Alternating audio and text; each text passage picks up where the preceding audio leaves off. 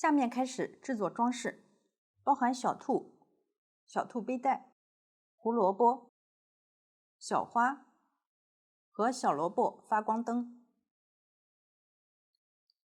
先来钩织小兔，分为腿、身体、头、手臂和五官。先来钩织腿，取出对应线材，开始环形起针。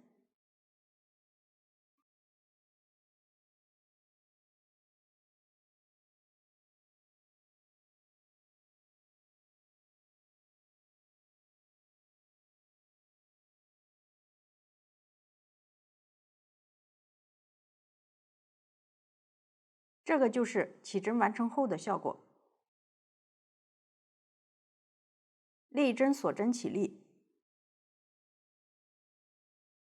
然后在起针的线圈里钩织对应数量的短针。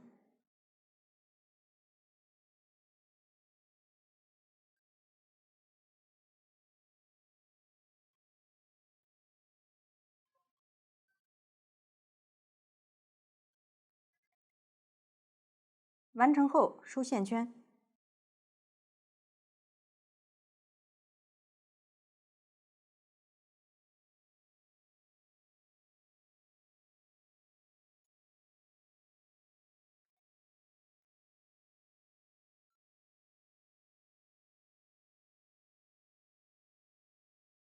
在第一个短针上引拔，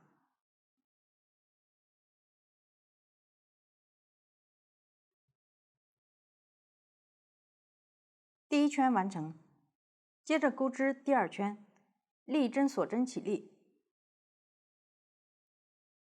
接着钩织短针加针，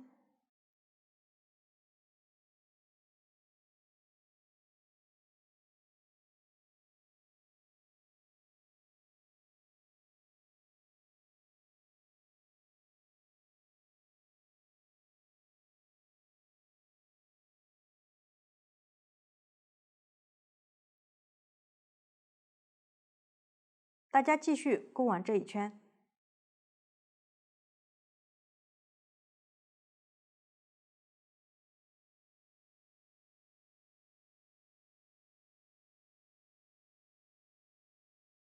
完成后，在第一个短针上引拔，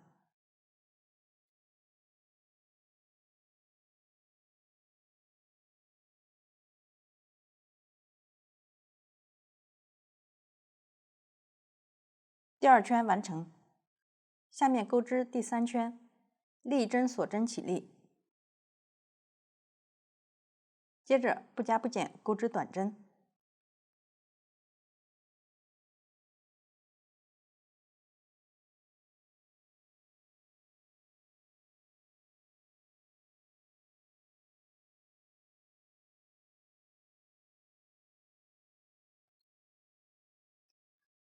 完成后，在第一个短针上引拔，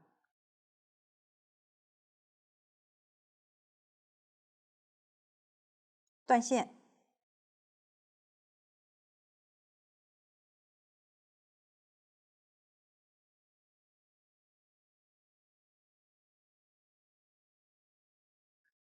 一条腿就钩织完成了。用同样的方法钩织另一条，这里我已经钩好了。另一条腿钩织完成后不用断线，这样腿就讲解完成了。接下来钩织身体第一圈，从腿上不断线的线头，接着钩织气针锁针，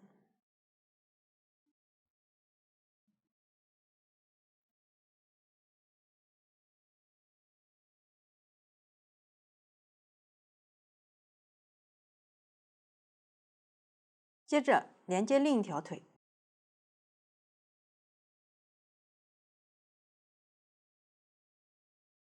从第一针开始钩织短针，一直钩完这条腿的最后一针。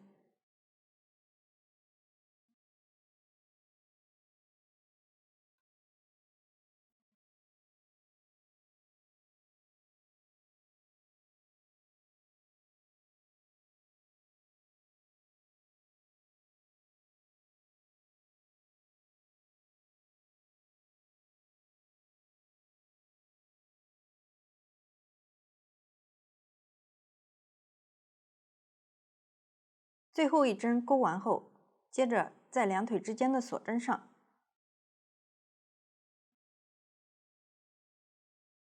调锁针的一根线，钩织短针。钩织前将两腿摆放好，中间锁针不要扭起来。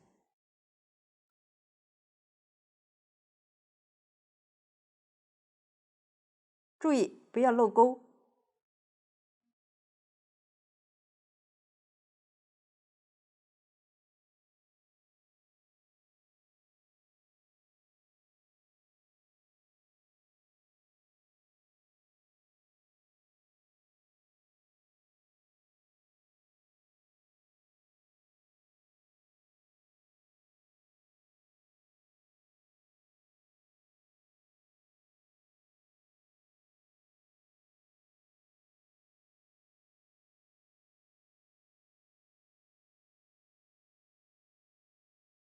接着到了另一条腿的位置，在第一针上开始钩织短针，一直钩完这条腿的这一圈。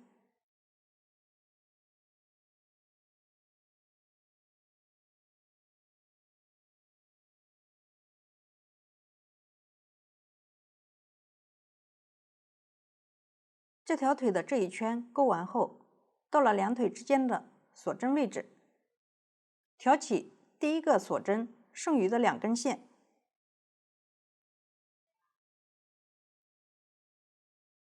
引拔。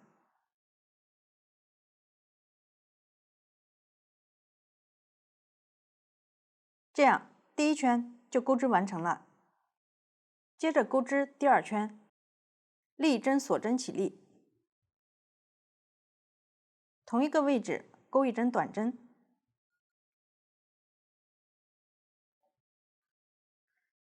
剩余的两根线上依次钩织短针。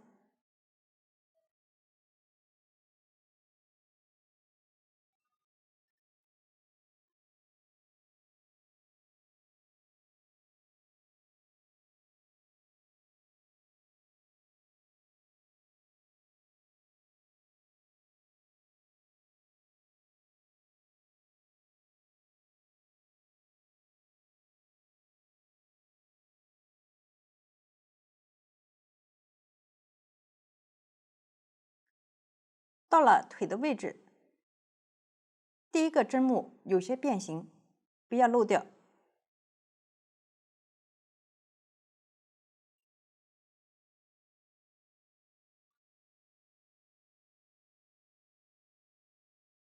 大家对照图纸，完成第3到16圈的钩织，边钩边核对针数，防止钩错。钩织过程中还用到了十字短针隐形减针，大家可以先学习十字短针隐形减针的钩织方法，再进行钩织。十字短针隐形减针，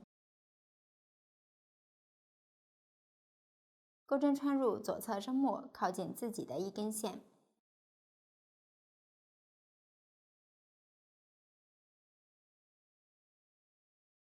再穿入相邻针末靠近自己的一根线。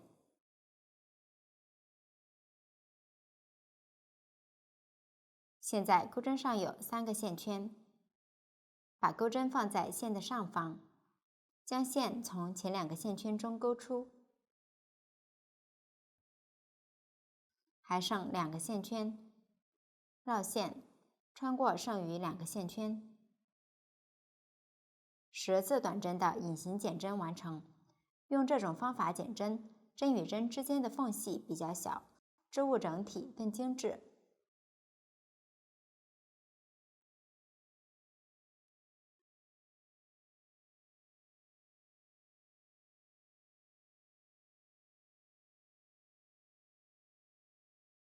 这就是十字短针隐形减针的钩织方法。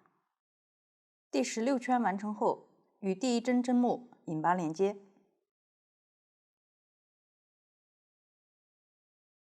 接着钩织第17圈，立针锁针起立，同一个位置钩织一个引拔针。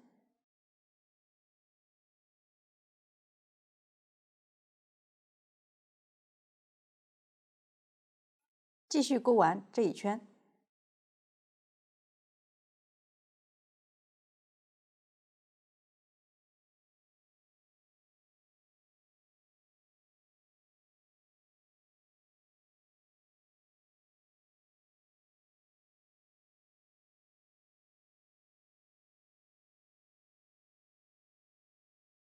完成后，在第一个引拔针上引拔。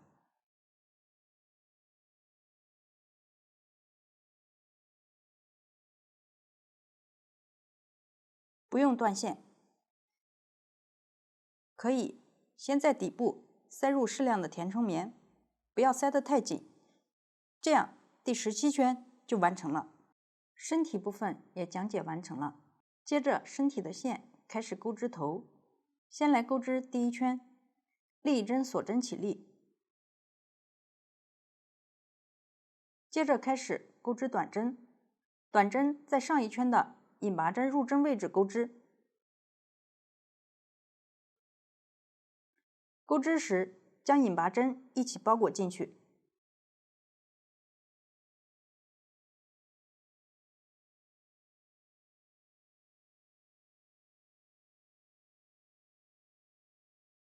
短针位置正常挑针目钩织。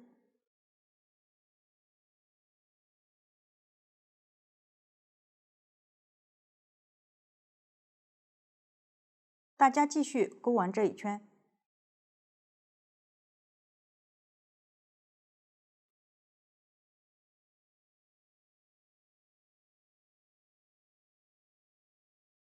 完成后，与第1针针目引拔连接，拉紧。第1圈完成。对照图纸，继续将剩余的部分钩织完成。可以边钩边塞入适量的填充棉。最后一圈钩织完成后，预留20厘米左右线头断线，穿上缝针，将头部捏扁，采用卷针缝合的方法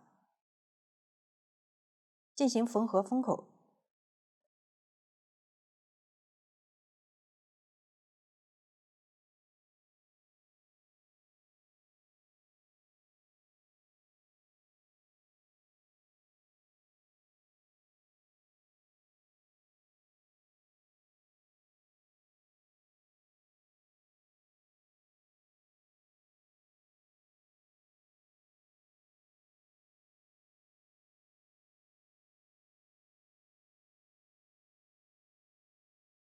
缝合完成后，将线头多收几针，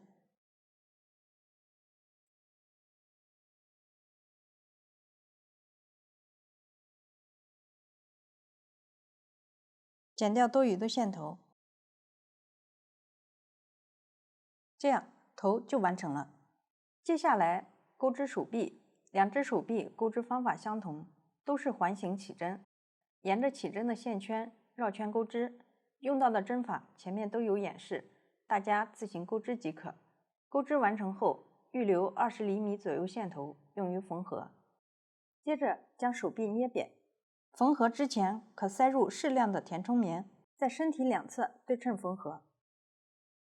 手臂引拔痕迹的一侧在上，在身体下方与身体第9圈平齐。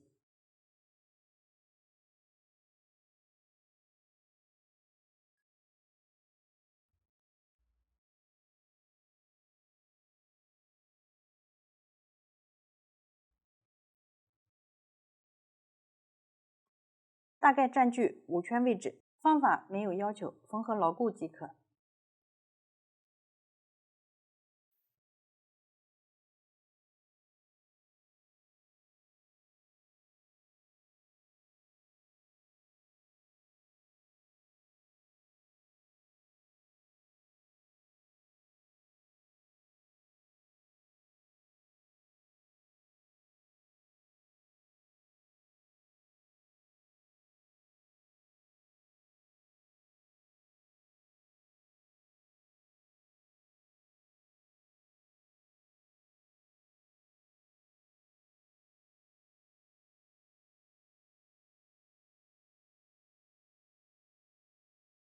大家自行缝合另一个手臂。到这里，手臂就讲解完成了。接着学习五官，包括眼睛、腮红、耳朵、鼻子、嘴巴及组装，其中鼻子和嘴巴用线绣制而成，其余部分需要单独钩织，然后安装到对应位置。小兔的身体和头部有这样一列引拔痕迹，我们将有引拔痕迹的一面作为小兔主体的背面，光滑的一面作为小兔主体的正面。五官都在正面进行。先来钩织眼睛，采用锁针起针的方法，逆时针绕圈钩织，两只眼睛钩织方法相同。钩织完成后，引拔不用拉紧，需要收针，方法与包身最后一圈收针方法相同。大家对照图纸将眼睛钩织完成。下面来学习腮红，先看成品。腮红有2个，都是采用环形起针的方法，逆时针绕圈钩织。钩法与腿部前2圈类似，最后一圈引拔不拉紧，需要收针，方法与包身最后一圈收针方法相同，大家自行完成即可。注意线头都梳在织片的正面，大家对照图纸将腮红钩织完成。接下来钩织耳朵，分为外耳和内耳，都是采用锁针起针的方法，来回往返钩织。钩完后缝在小兔的头上。用到的新针法是 T 中长针、T 位中长针加针，请看我演示具体的钩织方法。先钩织左外耳，这里的左右是按玩偶本身的左右来区分的。锁针起针，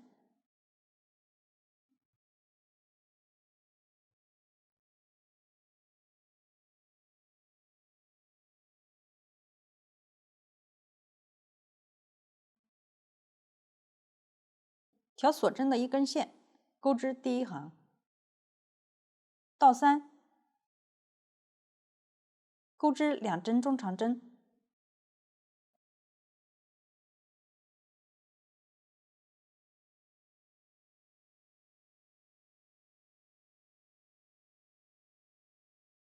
接下来中括号里的针法表示在同一个针目钩织1针中长针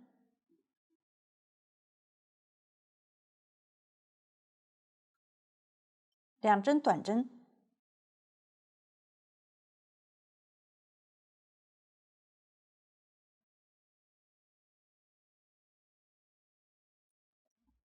稍微转动下织片，挑剩余的2根线钩织2针短针，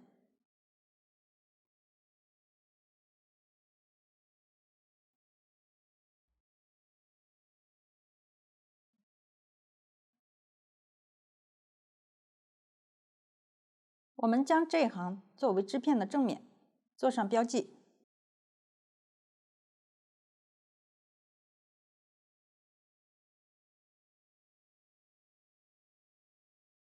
第1行完成。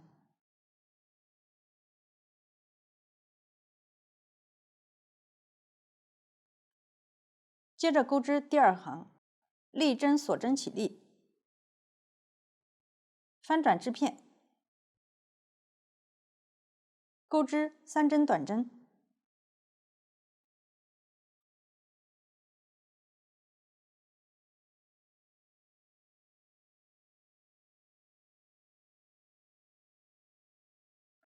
在下一个针目中钩织1针短针，1针中长针，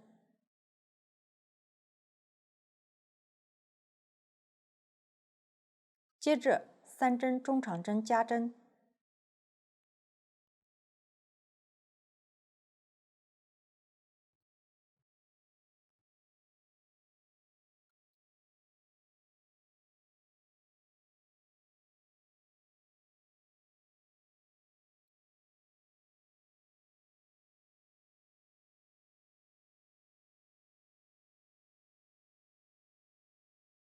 挑最后一个锁针的2根线，钩织1针中长针。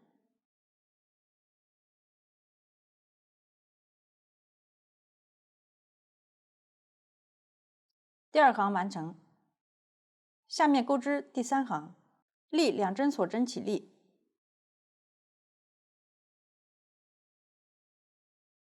这2针算作1针中长针。大家对照图纸，继续钩完剩余的部分。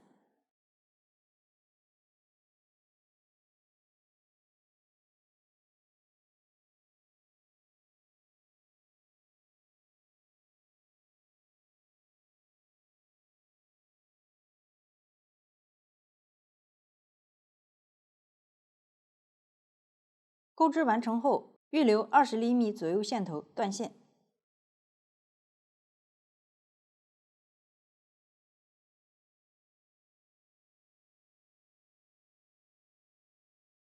左外耳钩织完成，大家对照图纸钩织右外耳。钩织完成后，预留20厘米左右线头用于缝合，这样外耳就讲解完成了。下面来钩织左内耳，锁针起针。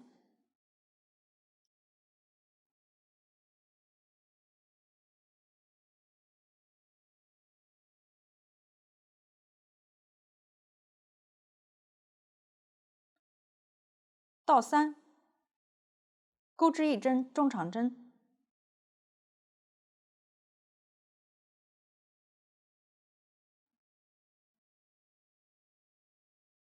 ，1针短针，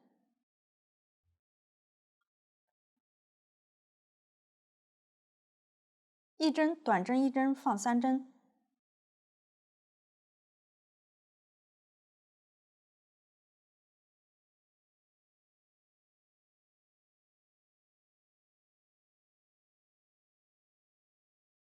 稍微转动织片，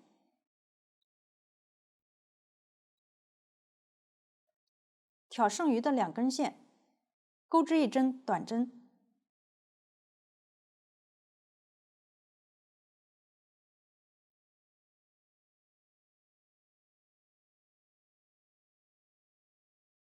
在下一个针目中钩织1针中长针加针。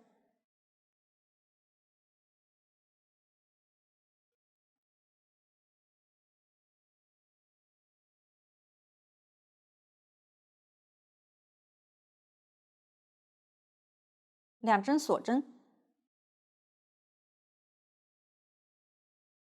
，1针引拔针，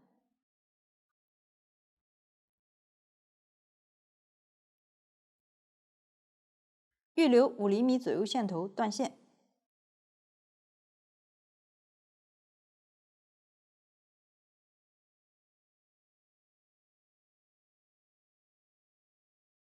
将线头沿着反面的纹理收好，对照图纸钩织右内耳，这样内耳也讲解完成了。然后取出胶棒，这里如果有胶枪的，可以用胶枪进行粘贴，没有的可以将胶棒在火焰上灼烧。注意，尽量使用内焰，灼烧的时间不宜过长，以防止胶棒发黑。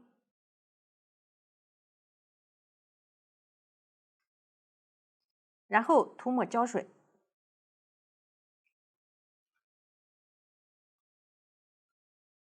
不要涂抹太多，以免影响美观。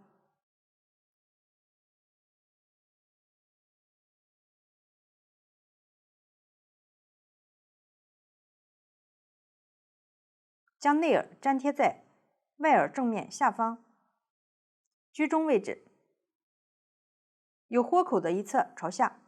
因为胶棒干得较快，粘贴时尽量快速准确，按压牢固。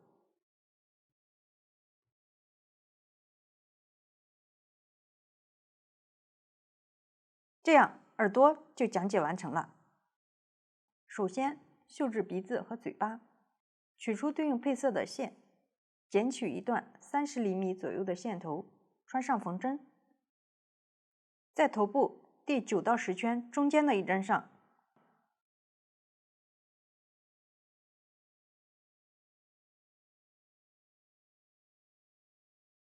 绣制3次。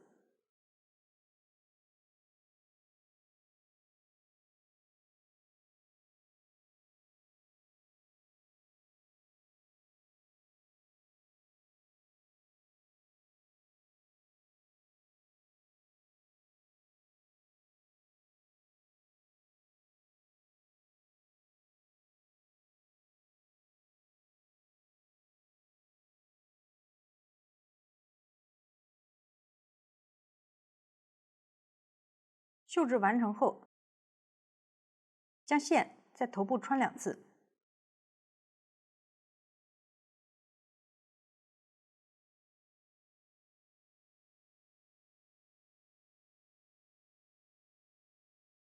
出取其中1股，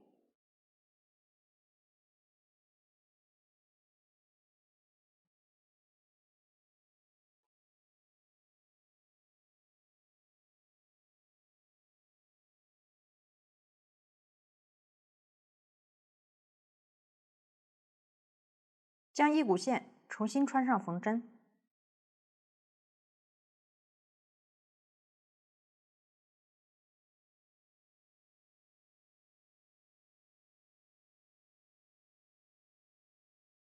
再从鼻子中心下方缝出1点小竖杠作为嘴巴。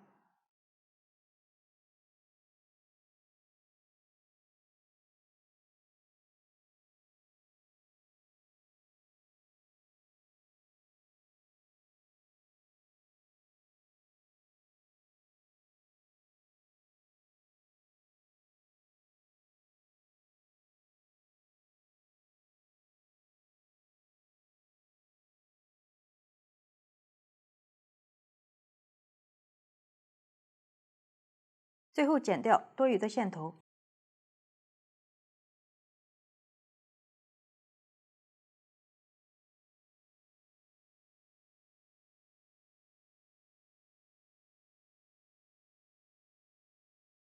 这样鼻子和嘴巴就绣制好了。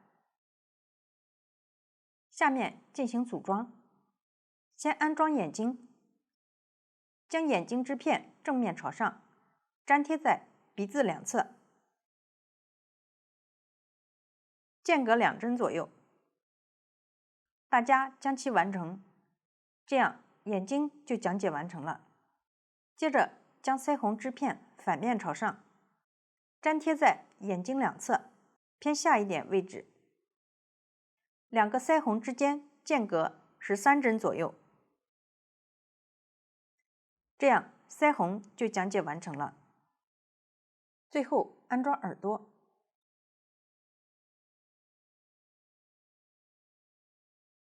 将耳朵正面朝向自己，并排放于头顶居中位置。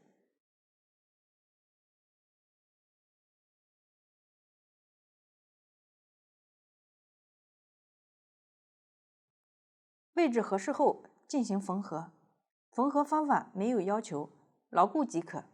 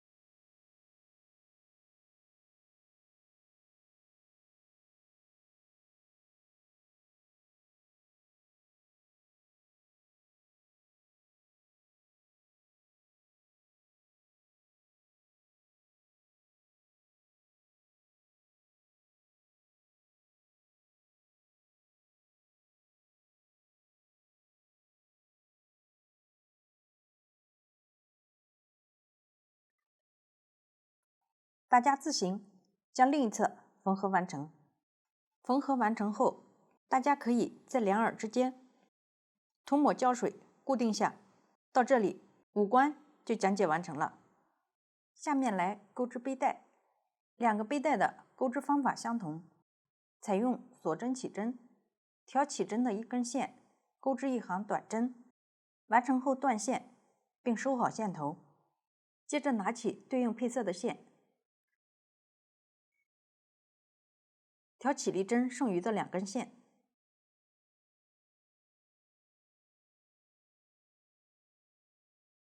钩织引拔针，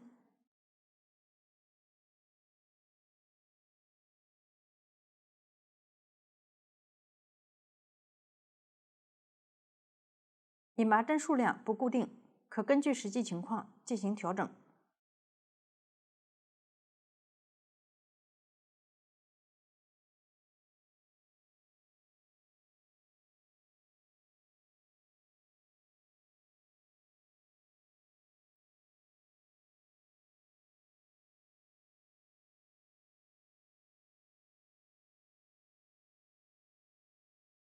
遇到短针时，挑后半针钩织。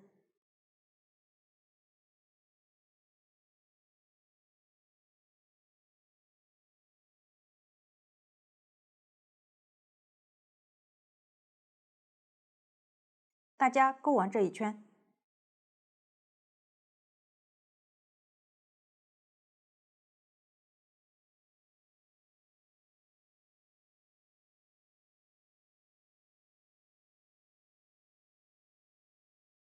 钩织完成后进行收针。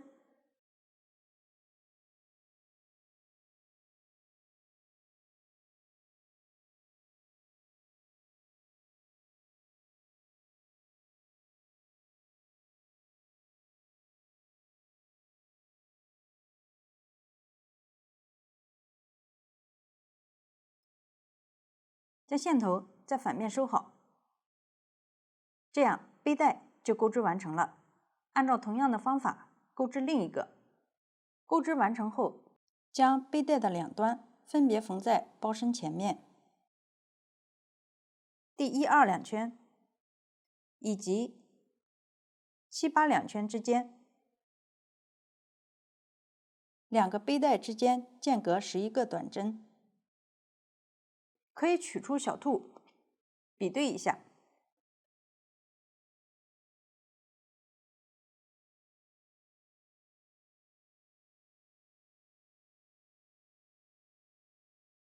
在小兔身体两侧稍微靠里一点位置就可以。这样肩带就讲解完成了。下面来钩织胡萝卜，分为主体和叶子。先分别钩织，再进行安装。完成后，在主体预留拉链位置缝上拉链。主体采用环形起针的方法，引拔往返钩织。先来起针，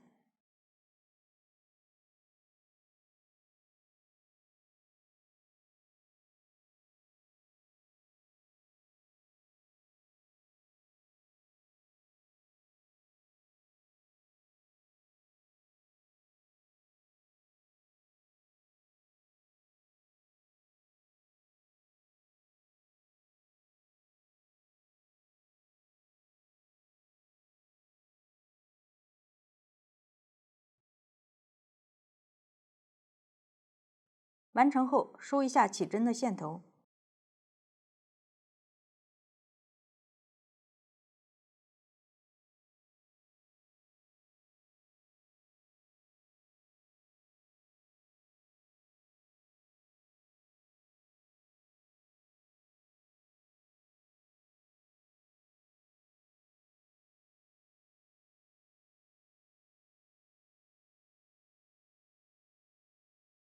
接着在第一针上引拔，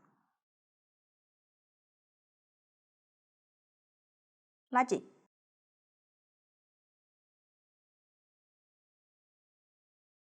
另一针锁针起立，翻转织片，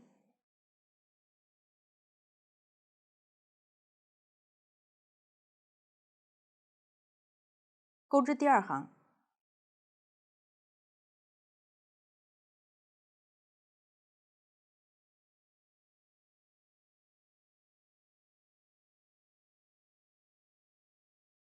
继续勾完这一行。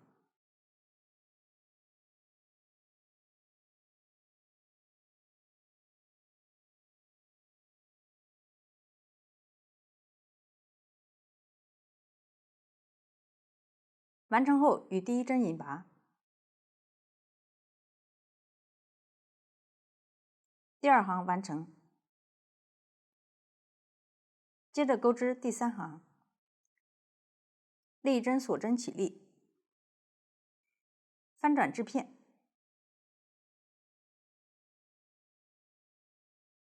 钩完这一行。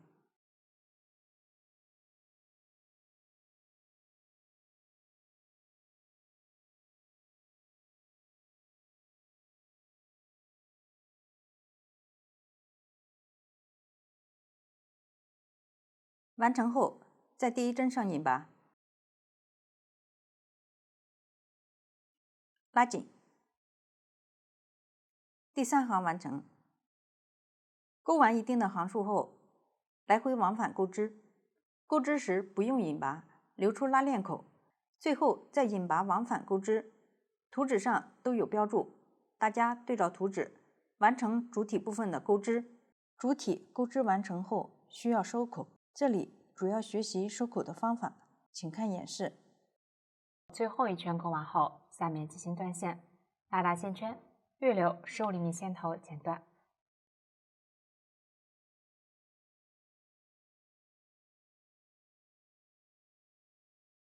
这里最后一圈可以钩得稍微松一些，将线穿入缝针，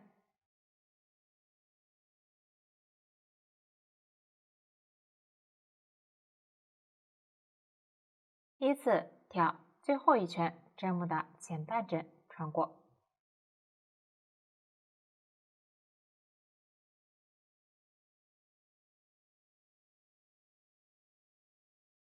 穿一半后抽紧，注意轻轻的拉，继续穿完剩余前半针。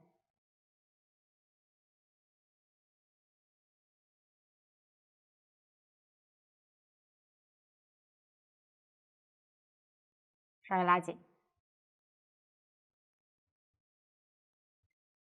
注意不要太用力。多余的线头在相邻位置多穿几次。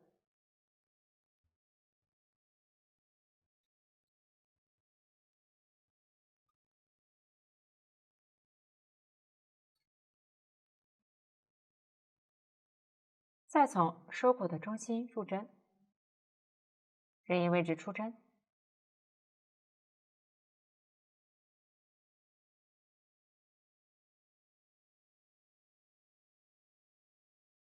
轻轻拉线，并将收口处按压平整。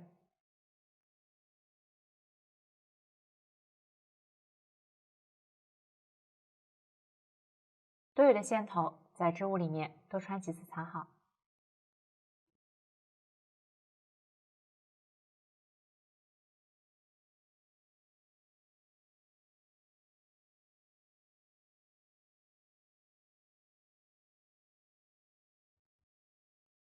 剪断多余线头，收口就完成了。这样主体就讲解完了。下面来钩织叶子，钩织相同的两片。首先环形起针，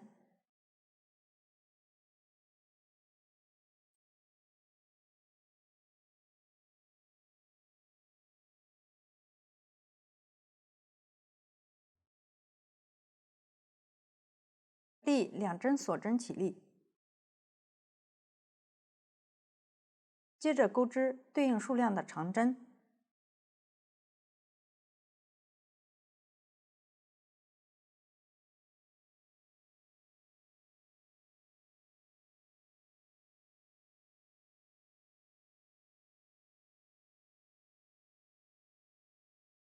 最后钩织2针锁针。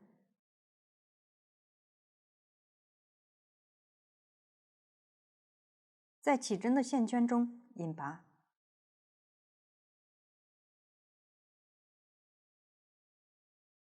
收好线圈。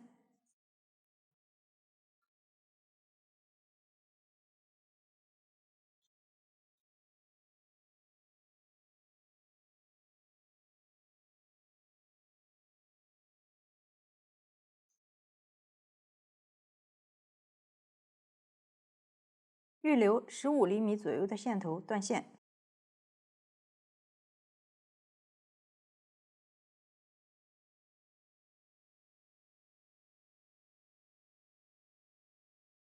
大家按照这样的方法钩织另一片。钩织完成后进行缝合，将主体沿着拉链口捏扁，叶子缝在主体最后一圈位置。方法没有要求，牢固即可。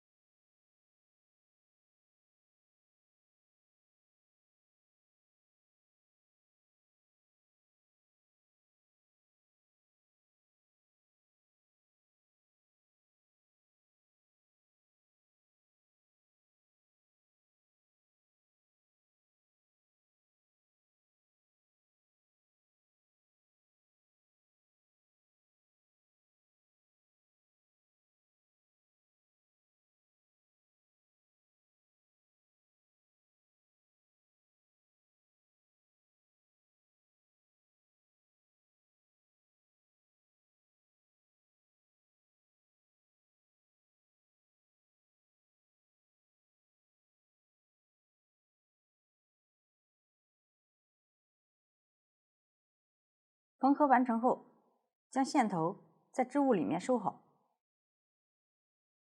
这样一片叶子就缝合完成了。大家自行缝合另一片叶子，这样叶子就讲解完成了。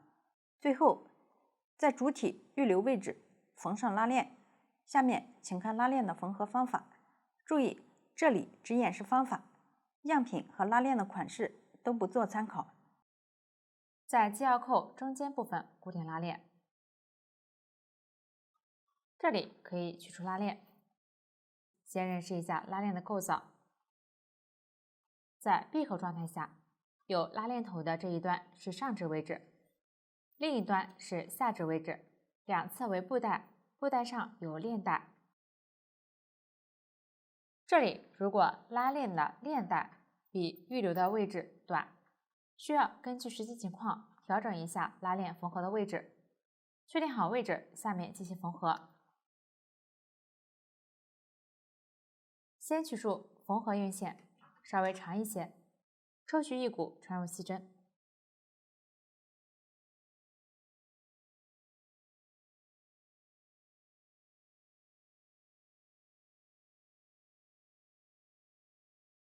线尾打结，放在一边备用。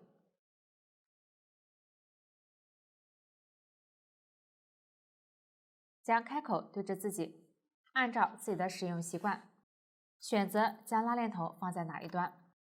样品这里放在起针一端。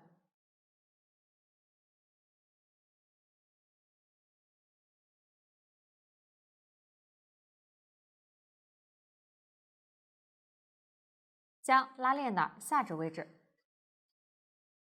放在开口的一侧。注意拉链头在外侧，不要反了。将下置位置与开口固定一下。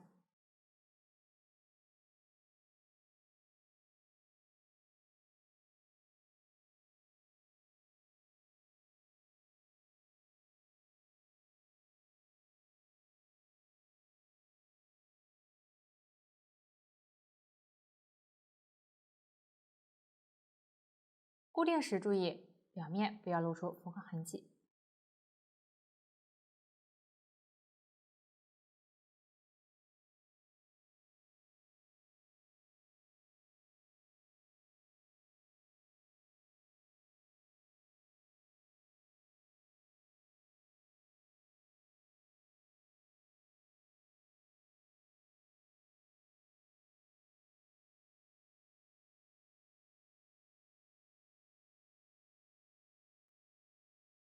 拉链的链带与2个织片的中间位置对应。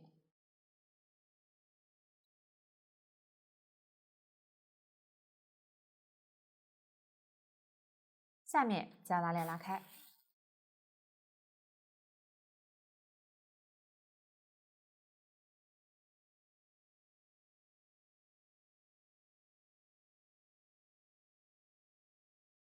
将织片边缘与拉链链带大致对齐。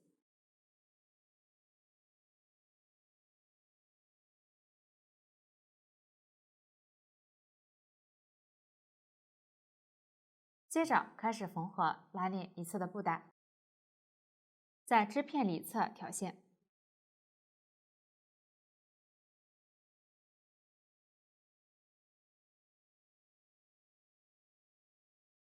与布带居中位置缝合。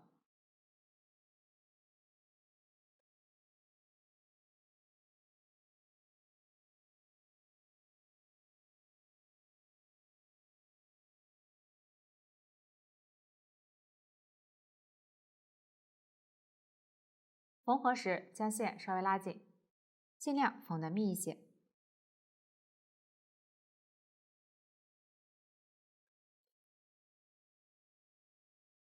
挑线时尽量挑到织物深处，将其固定牢固。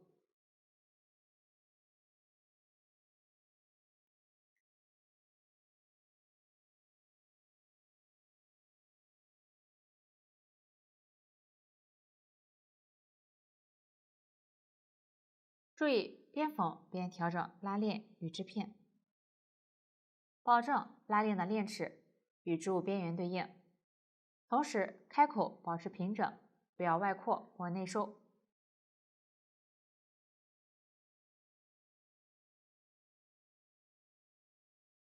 大家按照这种方法继续缝合。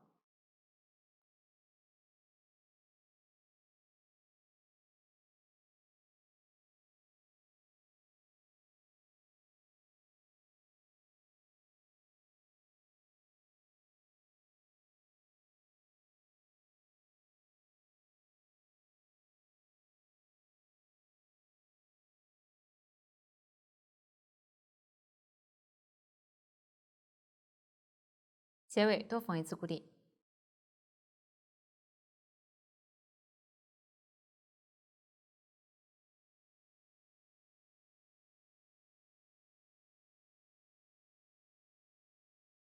完成后，拉好拉链，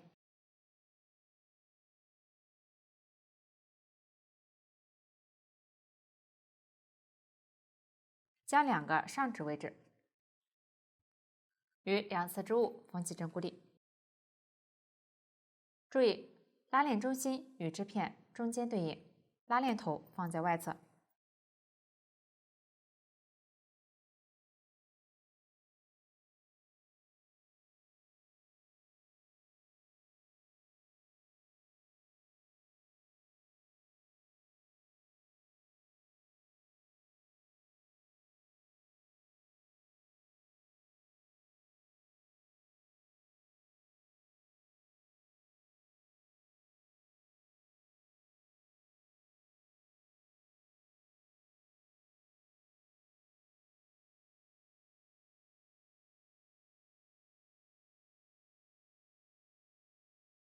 大家可以多缝几次固定。多余的拉链可以将多余的部分预留一点距离剪掉，或者全部与织物固定起来。大家根据自己的喜好确定。如果线头还比较长，可以返回再缝一遍，使其更加牢固。完成后打结收好。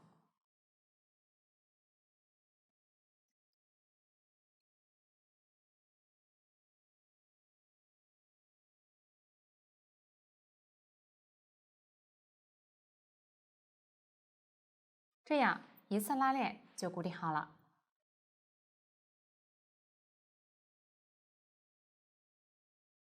另一侧的缝合方法一样，按照同样的方法取线。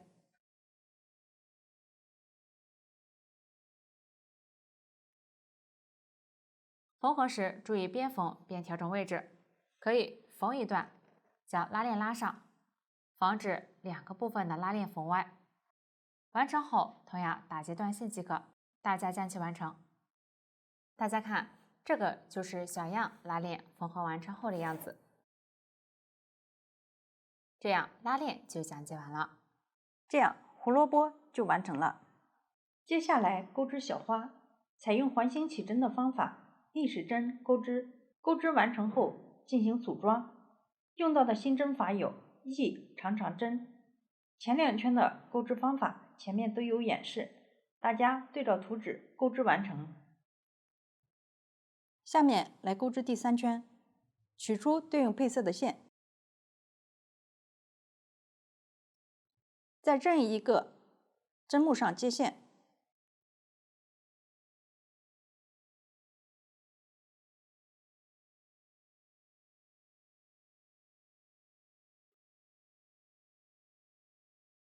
钩织3针锁针，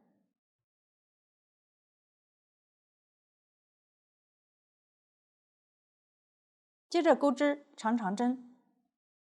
长长针的钩法是钩针绕线2次，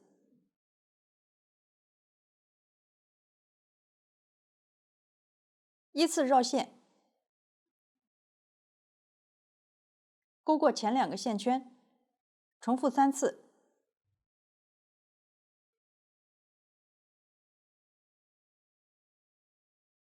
长长针完成，再钩织3针长长针。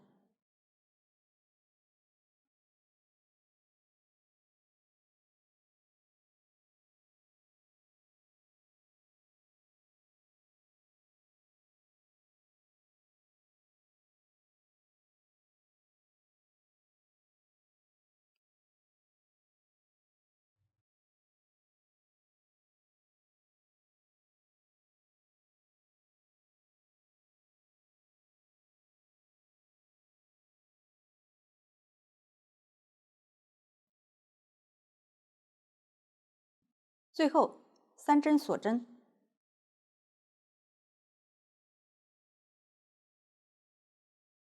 在左边的针目上引拔，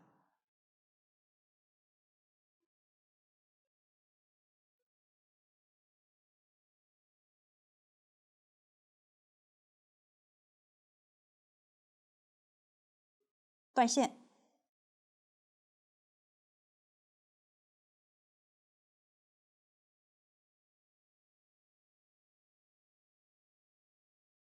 一个花瓣完成。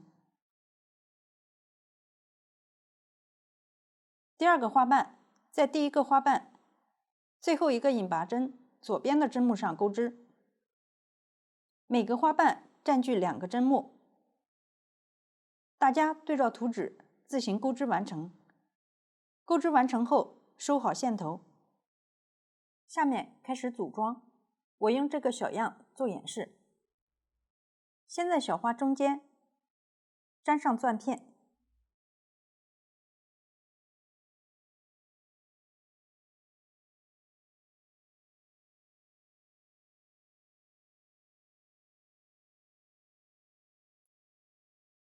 放一边备用。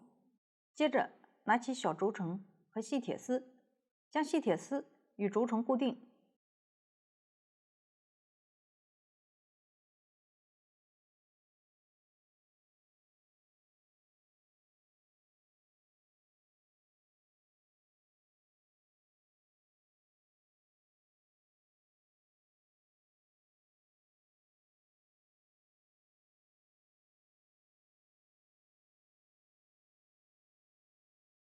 固定完成后的细铁丝稍微向外倾斜，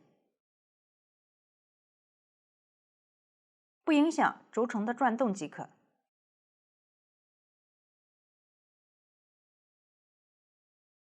接着在铁丝上绕线，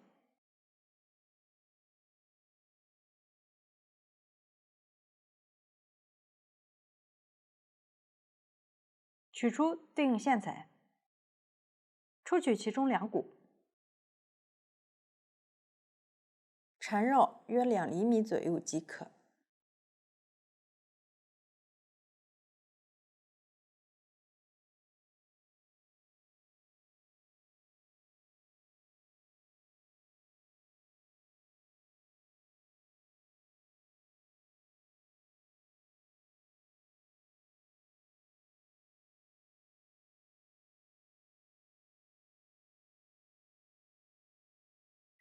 线头可以用胶水固定一下。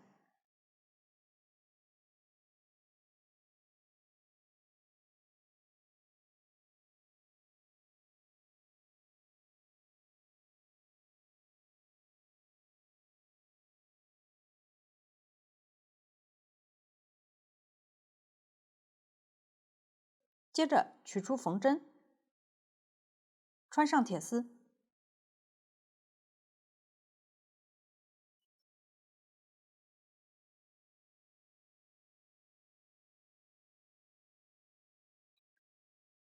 将轴承一起安装到包盖上。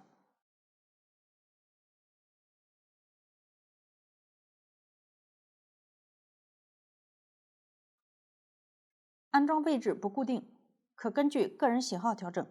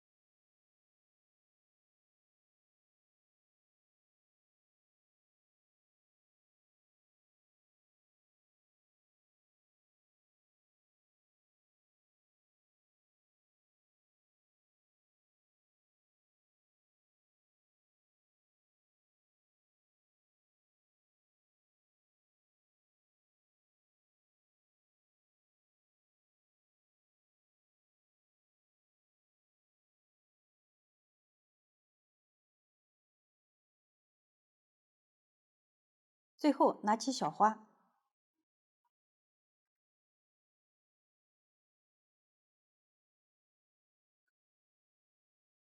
粘贴在轴承光滑的这一面。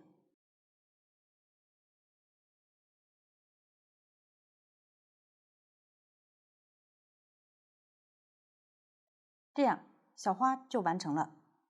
最后来制作小萝卜发光灯，包含萝卜、叶子和装饰。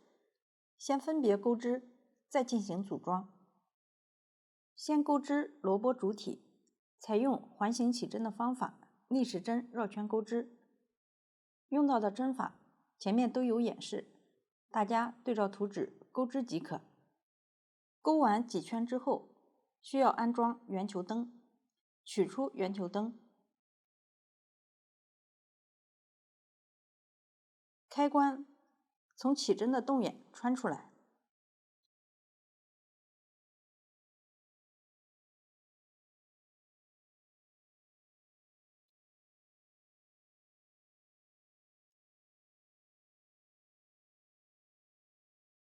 这样方便开关。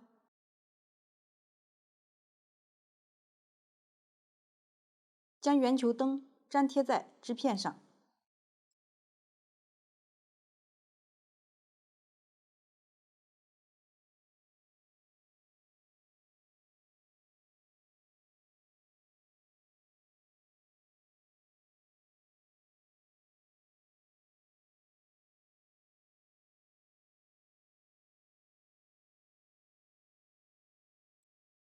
粘贴完成后，继续钩织剩余的部分。对照图纸一直钩完最后一圈。最后一圈钩织完成后，预留15厘米左右线头收口，方法与胡萝卜主体收口方法相同。最后藏好多余的线头，这样小萝卜主体就制作完成了。接着制作叶子，采用锁针环形起针。起针完成后，包裹起针的锁针，钩织对应的针法。方法与出绳口第一圈类似，只是针法不同。大家对照图纸自行钩织完成。钩织完成后，粘贴在萝卜主体有开关的一端。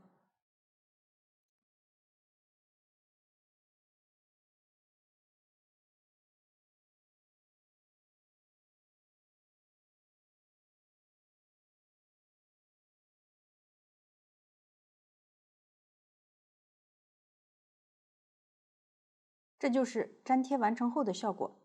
最后来制作装饰。锁针起针，首尾相连成环，接着用不织布剪一块直径约 0.5厘米的圆片。这里我已经准备好了，先在萝卜主体大致中间位置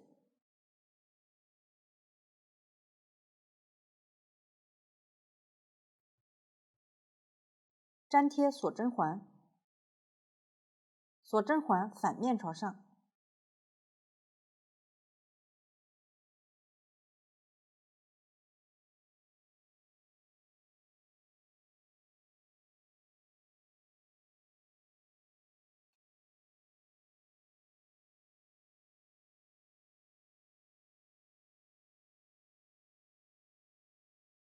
接着在锁针环中间粘贴圆片，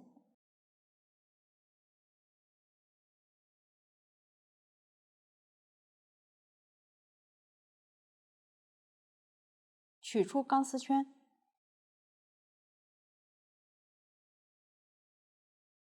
穿过叶子，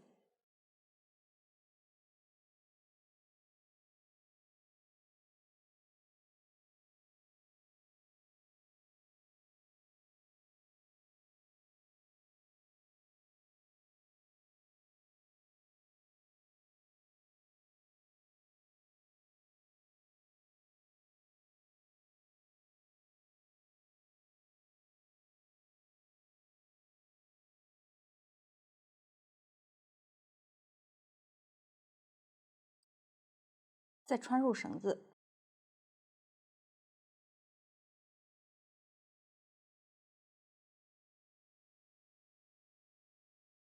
再将制作完成后的发光灯安装到包包上，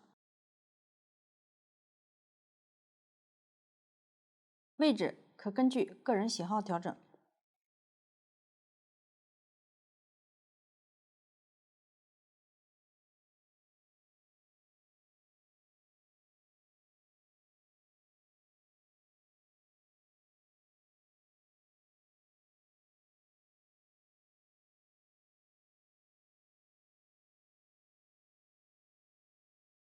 这样，小萝卜发光灯就制作完成了。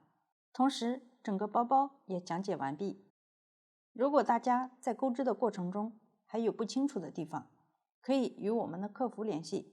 苏苏姐家一针一线，享受生活乐趣。感谢大家的观看，我们下集再见。